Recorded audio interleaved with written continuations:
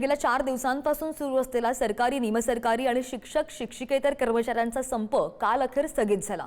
पुढच्या 15 दिवसांमध्ये मागण्यांची अधिसूचना काढून देण्याचं लेखी आश्वासन दिलं गेलं आणि त्यामुळे या कर्मचाऱ्यांनी संप मागे घेतल्याची माहिती 21 एप्रिलपासून राज्यभरातील 18 लाख सरकारी कर्मचारी, शिक्षक यांच्या प्रलंबित मागण्यांच्या आग्रहासाठी संपावर होते आणि त्यांना आश्वासित केलं गेलं। त्यानंतर त्यांनी संप मागे घेतलेला आहे।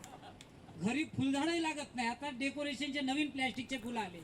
या संदर्भात आणखी जाणून घेणार आमचे प्रतिनिधी नंदकिशोर गावडे आपल्या सोबत आहेत। नंदकिशोर, किती मागण्या होत्या आणि किती मागण्या पूर्ण केल्या गेलेल्या आहेत, काय आश्वासित केलं गेलंय?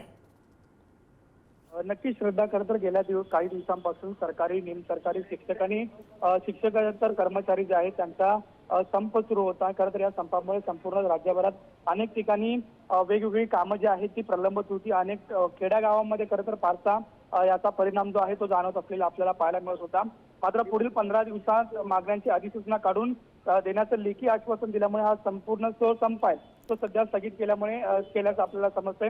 खरं तर 21 एप्रिल पासून राज्यभरात जवळपास 18 लाख सरकारी कर्मचारी हे आपल्या आग्रही मागण्यांसाठी खरं तर संपावरती गेलेले आपल्याला पाहायला मिळते आणि हा संप आंदोलनाच्या पार्श्वभूमीवरती राज्य शासनाने पुढील पुढाकार घेऊन 22 एप्रिल रोजी एक बैठक करण्यात आलेली होती आणि त्या सचिव पातळीवरती संपूर्ण जी चर्चा आहे ती करण्यात आलेली आपल्याला पाहायला मिळत होती। 1 मार्च 2024 पासून राज्यातील सुधारित राष्ट्रीय वेतन योजना ज्या आहे त्या लागू करण्यात आली आहे। हा ही तर पहिली मागणी होती, परंतु या संदर्भातील कार्यपद्धती आणि नियमाबद्ध आवश्यक असणारी अधिसूचना प्रस्तुत जी आहे ती करण्यात आली नव्हती। त्यामुळे 1 मार्च 2024 पासून सेवानिवृत्त झालेल्या 6500 कर्मचारी शिक्षकांना तात्पुरता नाही, बरोबर आहे। आता या कर्मचाऱ्यांना आश्वासित तर केलं गेलेलं आहे, अंमलबजावणी कधीपासून होते याकडे सुद्धा लक्ष असेल। ताजी माहिती घेत राहू नंदकिशोर, धन्यवाद दिलेल्या अपडेटसाठी।